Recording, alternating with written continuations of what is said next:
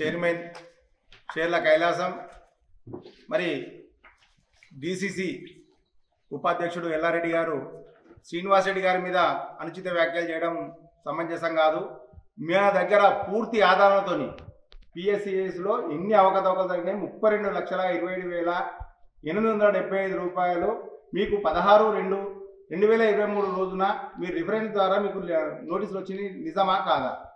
అదే మళ్ళా అదేవిధంగా ఎరువులు తీసుకుపోయి యూరియా కానీ తీసుకుపోయి వేరే ఫర్టిలైజర్ షాపులలో అమ్మింది నిజమా కాదా? మీరు పెట్రోల్ ద్వారా 48,000 రూపాయలు, ఒకరికి 8,000 రూపాయల లెక్కన మీరు తప్పుడు లెక్కలు చూపెట్టింది నిజమా కాదా? ఇట్లా చెప్పుకుంటూ పోతా ఉంటే మీరు అవకతవకలు చేసింది వాస్తవం. మళ్ళీ మీరు వేరే వాళ్ళ ద్వారా మీరు ఫోన్ చేయించి దీన్ని కాంప్రమైజ్ కావాలని చెప్పేసి మీరు సర్దుబాటుకు వస్తున్నారు. మేము శ్రీనివాస్ రెడ్డి గారి మీద మీరు ఏమన్నారు, శ్రీనివాస్ రెడ్డిని తిరగనియా అంటున్నారు. మీరు రేపటి నుండి మీరు ఎట్లా తిరుగుతారో మేము కూడా చూస్తాం. ప్రతి ఒక్కటి ఆధారాలతో ఉన్నది. మీరు చెప్పుకుంటూ పోతా ఉంటే 22 ఏ సర్వే నెంబర్లో కూడా మీరు భూ అక్రమాలు కూడా ఎన్ని జరిగినాయి అనేది కూడా ఇది మేము తొందరగా తీస్తున్నాం. ఇప్పుడు కూడా మేము ఏంటంటే మేము హైదరాబాద్ కమిషనర్ గారికి కూడా మేము లెటర్ పూర్తి ఆధారాలతో సమర్పించడం జరుగుతుంది. మీరు అవకతవకలు జరిగినాయి అనేది వాస్తవము, మీరు దాన్ని రికవరీ చేయాలని చెప్పేసి మీకు ఆఫీస్ ద్వారా వచ్చింది వాస్తవము.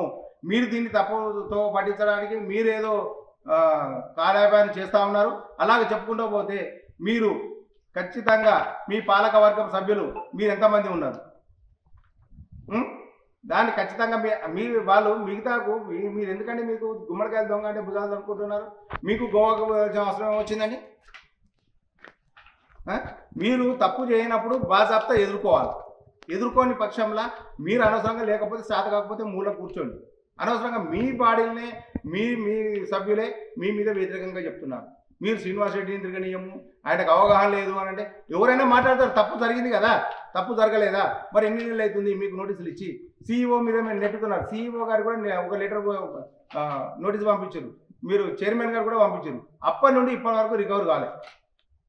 దీన్ని ఖచ్చితంగా మేము ఖచ్చితంగా ఈ అమౌంట్ రికవరీ చేసేంత వరకు మేము విడిచిపెట్టే ప్రసక్తి లేదు. దీన్ని కాంగ్రెస్ పార్టీ తరఫున మా సేర్పు శ్రీనివాస్ రెడ్డి గారి ఆధ్వర్యంలో ఖచ్చితంగా ఏవైతే జరిగినాయో డబుల్ బెడ్రూమ్లలో కూడా ఇన్ని అవకతవకలు జరిగినాయి అనేది కూడా మేము బయట తీయడానికి సిద్ధంగా ఉన్నాం.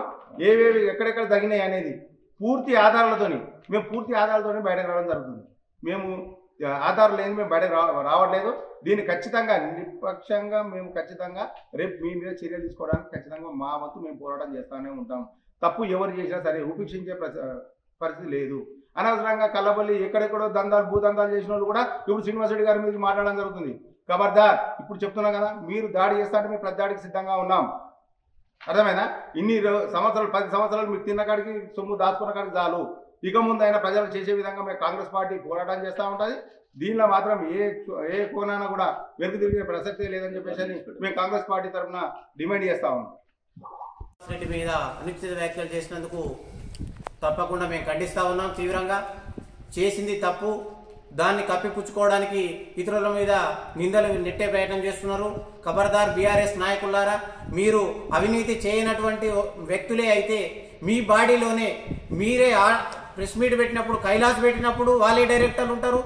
మళ్ళీ ఏం అవినీతి జరగలేదు అన్నప్పుడు వాళ్ళే ఉన్నారు. అవినీతి జరిగింది నిజమే అనే ప్రెస్ మీట్లో కూడా అదే డైరెక్టర్ ఉన్నారు.